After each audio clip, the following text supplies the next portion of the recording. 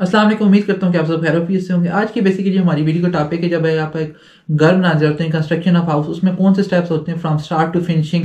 उन तमाम स्टेप्स पे हम बात करेंगे। नॉर्मली बहुत ज़्यादा लोग इस बारे में अवेयर नहीं होते कि सबसे पहले जब कंस्ट्रक्शन आप हाउस करते हैं तो सबसे पहले कौन सा स्टेप हमें लेना चाहिए, उसके बाद कौन सा लेना चाहिए, उसके बाद कौन सा। तो इसी के बारे में इसकी वीडियो है। स्पेशली जो न्यू कमर्स होते हैं, जो कि नया पहला पहला घर बना रहे हैं, तो उनको काफ़ी ज़्यादा चीज़ों के बारे में इतनी मालूमात नहीं होती। तो सबसे पहले आपका स्टेप जो आपको लेना चाहिए, अपना architecture plan and structural drawings वगैरह बनानी चाहिए, ये ताकि जैसे आपका प्लॉट रिक्वायरमेंट्स हैं उसके मुताबिक आप घर बनाएं। तो नॉर्मली ये होता है कि हाउसिंग सोसाइटीज़ होती हैं, वहाँ पे तो कंपलसरी होता है कि आपको आर्किटेक्चर प्लान और प्लस स्ट्रक्चरल ड्राइंग तो कंपलसरी होती हैं। जब तक आपकी पास वो नहीं होंगी तब तक आप वहाँ पे जो है आपको हाउसिंग सोसाइटी अप्रूवल नहीं देती, आप घर नहीं बनाते। पर ये होता है कि किसी जगह पे देहात वगैरह में तो इसके बगैर भी बन जाती हैं।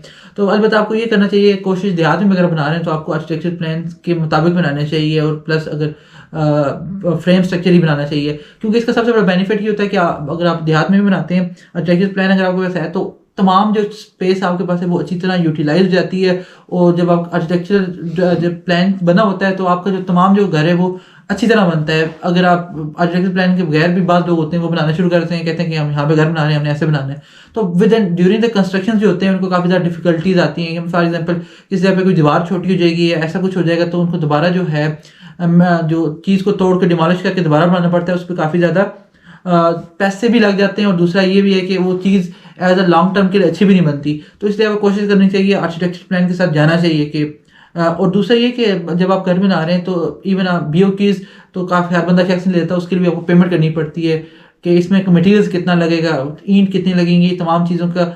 तो इसलिए ये तो मुश्किल हो जाता है कि हर बंदा जो इसकी पेमेंट नहीं कर सकता। तो आप ये करें कि आप एक रफ सा एस्टिमेट ले लें, ताकि आपको एक आइडिया होना चाहिए कि मैं जब कंस्ट्रक्शन कर रहा हूँ घर की तो इस पर पैसे कितने लगेंगे, खर्चा कितना आएगा जब तक ये जो है मेरा घर बन जाएगा।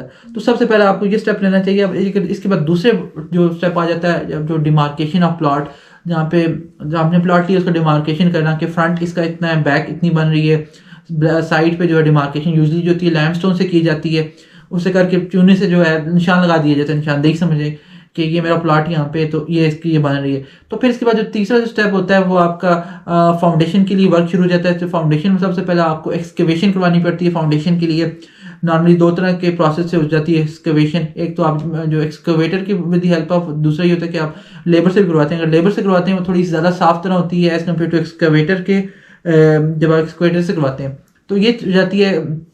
ये तीसरा स्टेप जो आपका आ जाता है फाउंडेशन के लिए, एक्सकेवेशन। तो चौथा स्टेप में आप जो होता है एंटी टर्माइट के लिए जो स्प्रे वगैरह करवाते हैं, ट्रीटमेंट करवानी पड़ती है। उसका आपको ये बेनिफिट ये होता है एज अ लॉन्ग टर्म पे कि जब आपका मेजॉरिटी ऑफ जो घर बनते हैं ये होता है कि 5-6 साल के बाद उनको दीमक का मसला आना शुरू हो जाता है कि दीमक जो है घर में आ जाती है। तो इसलिए अगर वो आपकी जो है फाउंडेशन में एंटी टर्माइट की प्रूफिंग अगर हुई हुई है तो डेफिनेटली आपको जो है दीमक का इतना ज़्यादा मसला मसाइल नहीं आने वाला।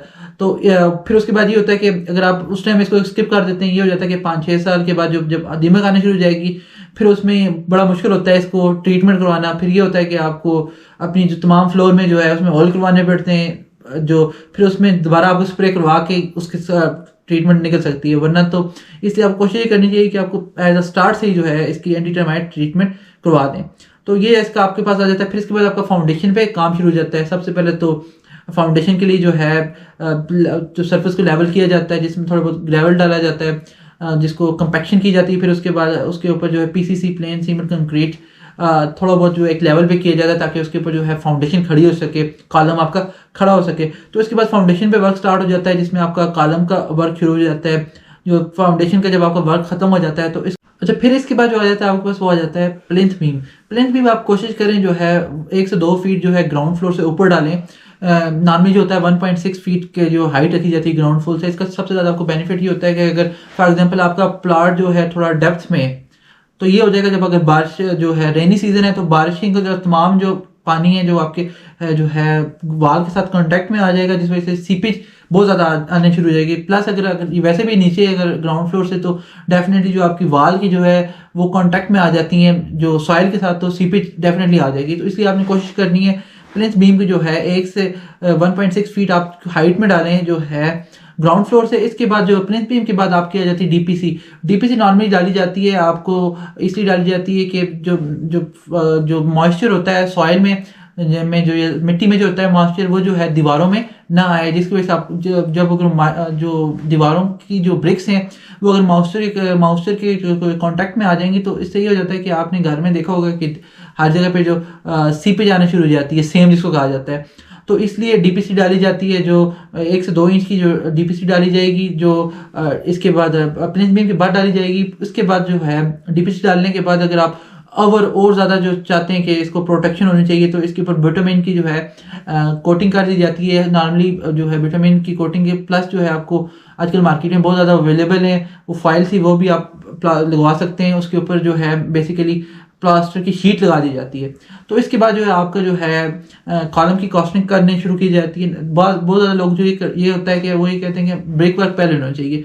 अलबत्ता ये आपको अगर आपका जो है फ्रेम स्ट्रक्चर है तो डेफिनेटली आपको सबसे पहले जो है कॉलम की कॉस्टिंग करनी चाहिए। जब आपका कॉलम की तमाम कॉस्टिंग हो जाएगी तो फिर उसके बाद ब्रेक वर्क शुरू हो जाता है। सबसे पहले जो आपका ब्रेक वर्क होता है वो आप करेंगे जो है प्लिंथ बीम के बाद डीपीसी, उसके बाद जो वहाँ से ऊपर लेके जो है सिल लेवल तक करेंगे। सिल लेवल तक जो है आपका सबसे पहले ब्रेक वर्क होगा। फिर इसके बाद आपकी जो है डोर्स की जो तमाम फ्रेम्स जो हैं वो तमाम खड़ी की जाएंगी। अच्छा जी, इसके बाद जो है सिल बैंड दिया जाता है। जो है सिल लेवल तक आपकी जब ब्रेक वर्क हो जाती है सिल बैंड इसलिए दिया जाता है। सबसे बड़ा आपको एडवांटेज ये होता है कि तमाम जो ऊपर वाला लोड होता है यहाँ पे लिंटल का हो गया, स्लैब का हो गया या ब्रेक वर्क जो है सिल लेवल से ऊपर जो है तमाम का इक्वली लोड जो है डिस्ट्रीब्यूट हो जाता है टूवर्ड जो होता है ग्राउंड में। अलबत्ता अगर आप सिल लेवल नहीं देंगे, अगर थोड़ी जगह पे भी आपकी सेटलमेंट हो जाएगी तो आप देखेंगे पूरी दीवार पे ऊपर से लेकर नीचे तक क्रैक आ जाता है। तो इसका बेनिफिट ये होता है कि अगर थोड़ी बहुत अगर सेटलमेंट भी हो जाती है, अगर आपने कंपैक्शन अच्छी तरह नहीं हुई भी आपकी, तो वो बेनिफिट होगा, ये आपका क्रैक नहीं आने देगा। तो सिल बैंड आपको डेफिनेटली मस्ट देना चाहिए। तो सिल बैंड देने के बाद जो है दोबारा जो है ब्रेक वर्क शुरू हो जाता है। तो ब्रेक वर्क अंटिल जो होता है यहाँ पे आपका जो है ब्रेक वर्क होते हुए लिंटल लेवल तक जो है आपका ब्रेक वर्क होता है। फिर इसके बाद जो है लिंटल लेवल बेसिकली वो वाला लेवल होता है जहाँ पे आपने देखा होगा जो हाइट ऑफ डोर्स के जहाँ तक आपका दरवाजे लगे हुए होते हैं, जो खिड़कियों की जो हाइट होती है। फिर उसके बाद फिर इसके बाद दोबारा जो है एक बीम दिया जाता है जिसको कहा जाता है लेंटल बीम। लेंटल बीम का बेनिफिट ये होता है कि ये भी आपका जो है लोड जो है इजीली जो है डिस्ट्रीब्यूट करता है तमाम का तमाम जो है नीचे तक। तो लेंटल बीम के बाद दोबारा आपका जो है ब्रिक वर्क स्टार्ट हो जाता है जहाँ तक आप इसके बाद स्लैब तक पहुँच जाते हैं। तो इसके बाद जो है स्लैब का तमाम वर्क होता है। अच्छा जी, फिर इसके बाद जो आपका आ जाता है स्लैब की शेटरिंग।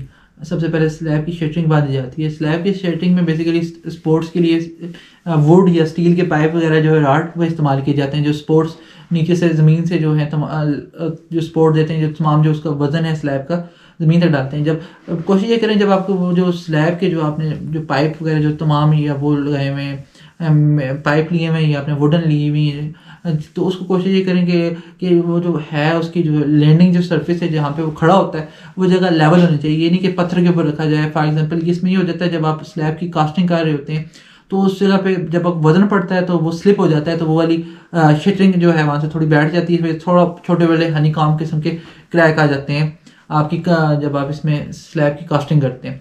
तो इसके बाद जो दूसरा इसमें आ जाता है वो होता है स्टील सरिया बांधना। और सरिया आप कोशिश करें एज जो रिक्वायरमेंट्स हैं इंजीनियरिंग ने बताई हुई, जैसे इंजीनियरिंग ड्राइंग्स बनी हुई हैं इसकी या स्ट्रक्चर डिज़ाइन ड्राइंग्स बनी हुई हैं, तो उसके मुताबिक ये जो है आपने जो है उतनी सरिया इसमें लगाना है और उस तरह बांधना है। तो जब ये हो जाता है तो इसके बाद आपका जो है इसके बाद जो होता है जो इलेक्ट्रिक फिटिंग जो आपकी जा रही होती हैं वो बांधी की जाती हैं जो स्लैब में से। तो उसमें आपने कोशिश करना है जो मटेरियल जो है दौरान जब इलेक्ट्रिक जो फिटिंग है उसमें मटेरियल अच्छा इस्तेमाल करना है।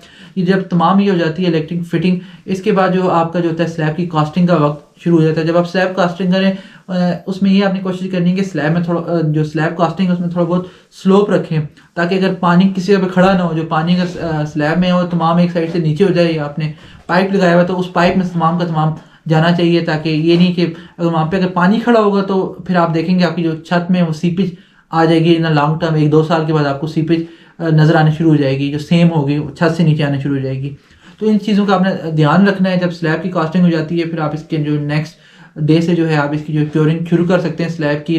फिर इसके बाद जो आपका वर्क आ जाता है इलेक्ट्रिकल जो है उसकी फिटिंग आ जाती है, वाटर की जो है तमाम जो है पानी की फिटिंग जो होती है तमाम बाथरूम्स में हो जाती है, किचन में या ETC ऐसी तमाम जगह पे जो है वो तमाम फिटिंग हो जाती हैं। तो ये जब तमाम ये हो जाती हैं फिटिंग्स प्लम्बिंग इलेक्ट्रिकल, फिर इसके बाद आपका प्लास्टर का वर्क शुरू हो जाता है। प्लास्टर जिसको कहा जाता है बेसिकली वो आपके जो है हाउस के इनर वॉल्स पे भी होता है, आउटर वॉल्स पे भी होता है, ये तमाम जगह पे जो है प्लास्टर वर्क स्टार्ट हो जाता है। अच्छा जी, प्लास्टर वर्क के बाद आपको कोशिश करनी चाहिए आपका फ्लोरिंग का जो तमाम जो आपका काम है, जहाँ पे आपने फ्लोरिंग में जो भी करवाना है, अपना टाइल लगवाना है, मार्बल लगाना है, सिंपल जो है फर्श डालना है, जो भी करना है, तो उसके बाद आपको फ्लोरिंग का तमाम जो है वर्क वो आपको करवाना चाहिए। उसके बाद फ्लोरिंग के काम होने के बाद आपकी जो है डोर्स एंड विंडोज़ जो हैं, खिड़कियाँ दरवाजे तमाम जो हैं, ये तमाम चीज़ें आपको अटैच करनी चाहिए। जो तमाम जिस जगह पे जो है ये तमाम जगह पे हो जाए आपका डोर्स और विंडोज़ का तमाम काम। तो इसके बाद जो आपको जाना चाहिए पेंट वर्क पे, जो आपके घर का जो तमाम तर जो है पेंट पॉलिश करवानी है, जो भी आपने जहाँ पे भी जो पेंट वर्क करवाना है, जो भी आपने वट एवर जो भी करवाते हैं पेंट वर्क के रिलेटेड जो भी काम है, इसके बाद आपको जो तमाम जो है पेंट वर्क के रिलेटेड तमाम घर का काम करना चाहिए। फिर इसके बाद जो है आपने इलेक्ट्रिक जो सिस्टम तो ऑलरेडी इंस्टॉल हुआ हुआ है, तो इसमें बल्ब्स वगैरह जो तमाम अपने सिस्टम इंस्टॉल करना है, जो सॉकेट्स वगैरह हैं, जो तमाम ये चीज़ें स्विचेस जो हैं, तमाम पंखे या जो भी एसीज हैं, तमाम के तमाम ये चीज़ें इंस्टॉल करनी है। इसके बाद आपका जो है लास्ट स्टेप होना चाहिए फर्नीचर के रिलेटेड, जो फर्नीचर अपने घर में रखना चाहते हैं वो तमाम का तमाम आपको फर्नीचर जो है तमाम इंस्टॉल करना चाहिए। यहाँ पे जो है आपका घर जो है बिल्कुल रेडी हो जाता है, आप इसमें ईजी टू मूव हो सकते हैं। उम्मीद करते हैं आज की वीडियो आपको पसंद आएगी। बाकी आप चैनल को सब्सक्राइब कर दें ताकि आप कीप अपडेटेड आने वाली तमाम वीडियो के साथ। तो मिलते हैं एक नई वीडियो के साथ। अल्लाह हाफिज़।